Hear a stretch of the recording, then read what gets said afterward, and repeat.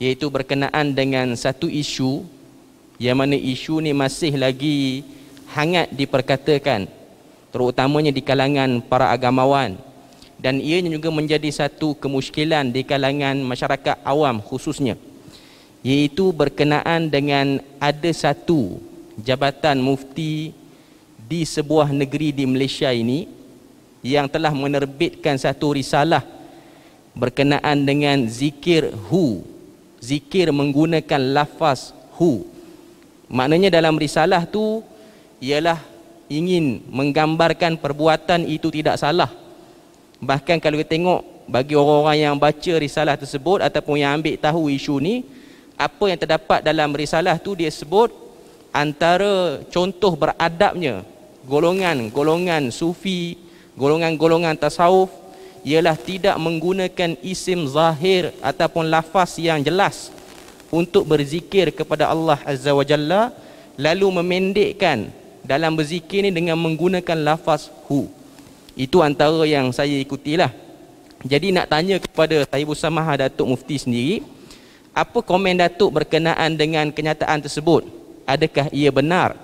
Dan sekiranya ianya tidak benar ataupun tak betul, apakah alternatif kepada orang Islam ni untuk berzikir dan mengamalkan zikir yang diajarkan dalam agama Islam itu sendiri? Dipersilakan Sahibul Samahah Datuk.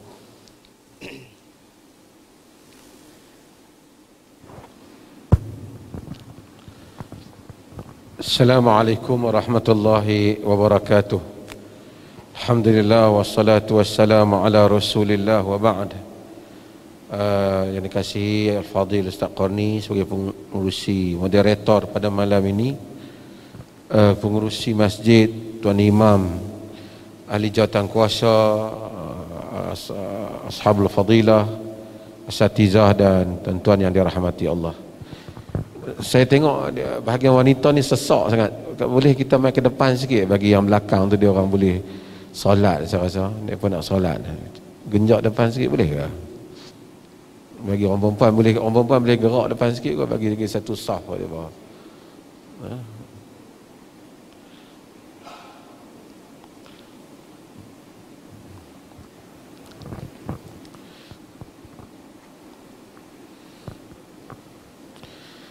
Okey, tuan-tuan yang dirahmati Allah. Pertamanya,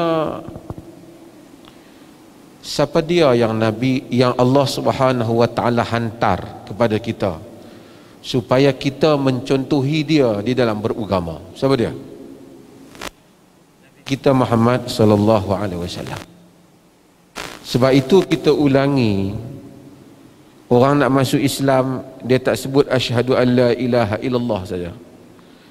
Dia sebut asyhadu an la ilaha illallah wa asyhadu anna Muhammadar Rasulullah.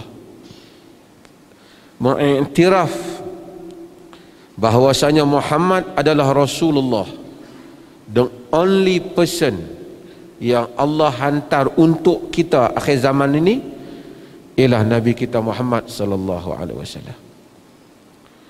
So contoh di dalam amalan, walaupun banyak orang akan bagi macam-macam, contoh di dalam amalan ialah amalan Nabi. Kalau kita pegang kepada trust ini, kita akan hilang banyak kekeliruan dalam nak beramal dalam hidup ni. Allah kata laqad kana lakum fi rasulillahi uswatun hasanah. Sesungguhnya bagi kamu pada Rasulullah itu contoh yang baik. Maka untuk nak berzikir, nak salat, nak puasa, Nabi SAW telah tunjukkan caranya kepada kita. Sama ada secara lisan pemberitahuan baginda ataupun secara amalan perbuatan baginda SAW. Manusia banyak benda dia nak andai sendiri, bukan benda baru. Sejak zaman dahulu lagi, itu yang selalu kita sebut, apa yang Imam Malik tegur apabila seorang datang dia nak berihram, tanya Imam Malik mana tempat untuk dia berihram yang sesuai dengan ihram.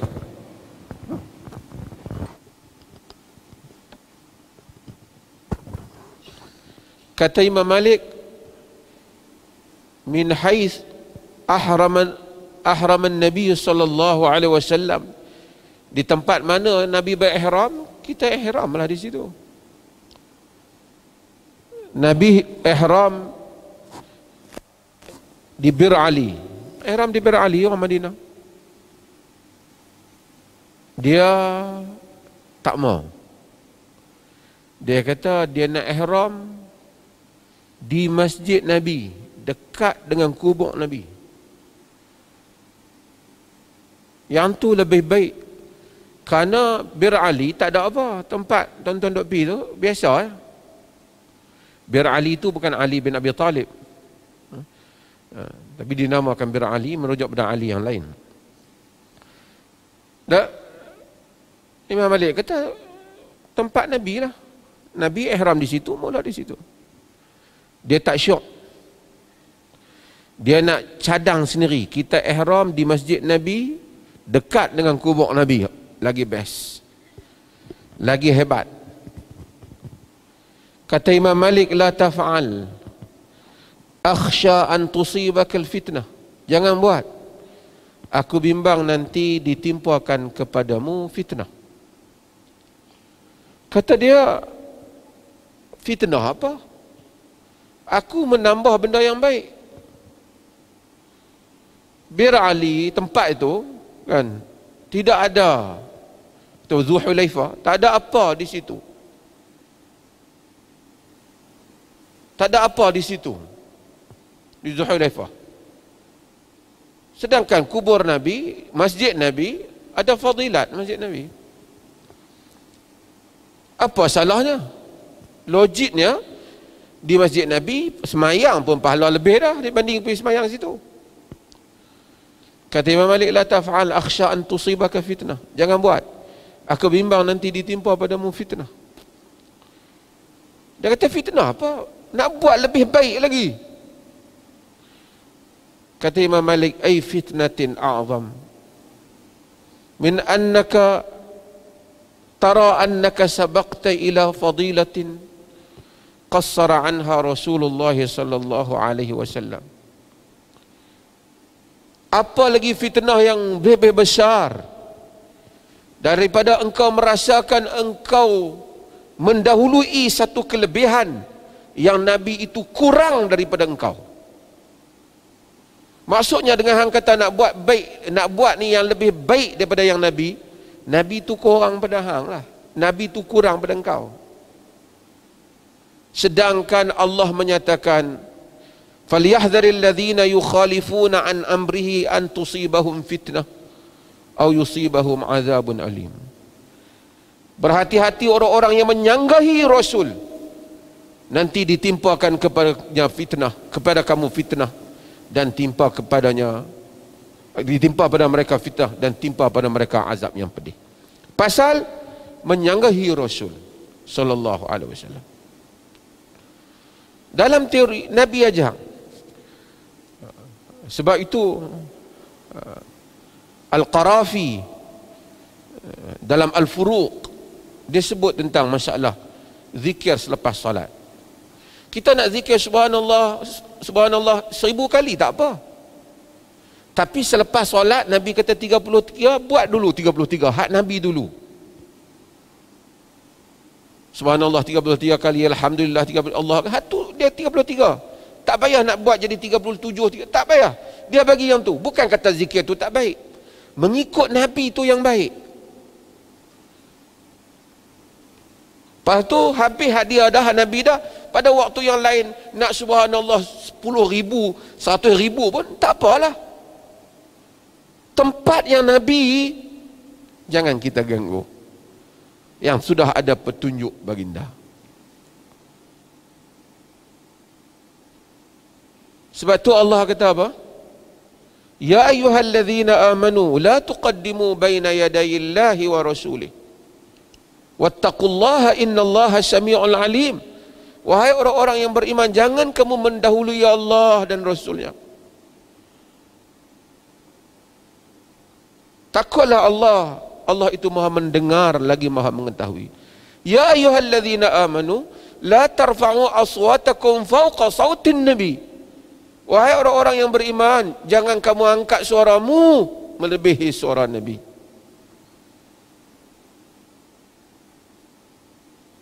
Kata para ulama, kalau Nabi ada, jangan angkat lebih pada suara Nabi. Abu Bakar dan Umar merasa bersalah kerana bertengkar depan Nabi. Ma aratta illa khilafi. Tengkar, memang nak berkelahi dengan aku. Marah dua orang, Abu Bakar dan Umar. Allah, la tarfa'u aswatakum fawqa sautin nabi wa la tajharu lahu bil qaul ka jahri ba'dikum ba'd. Jangan kamu kuatkan suara padanya seperti mana kamu kuatkan suara antara satu sama lain. Kalau Nabi ada, jangan angkat suara pada Nabi. Kalau Nabi tak ada, jangan angkat suara di dalam masjid Nabi. Kerana di situ ada makam, di situ ada masjid Nabi. Ataupun angkat suara di kubur Nabi. Sayyidina Umar bagi amaran pada orang yang angkat suara di masjid Nabi. Yang berikutnya, kalau Nabi tak ada, jangan angkat suara cuba menyanggah hadis-hadis Nabi.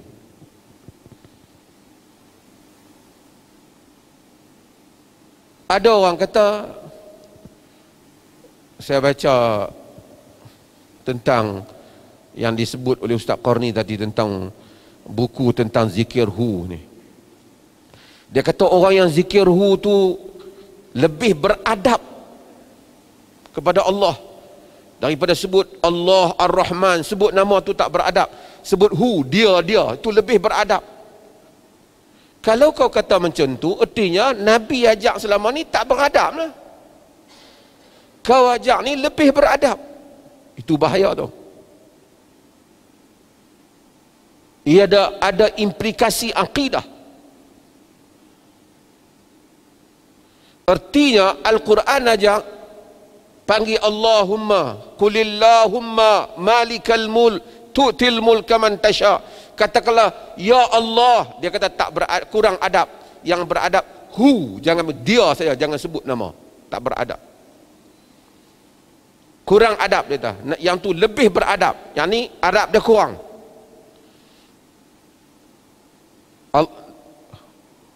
Quran kata qul ud'ullah aw ud'ur rahman, panggillah Allah, panggillah Ar-Rahman. Tak beradab dibandingkan dengan hu, lebih beradab.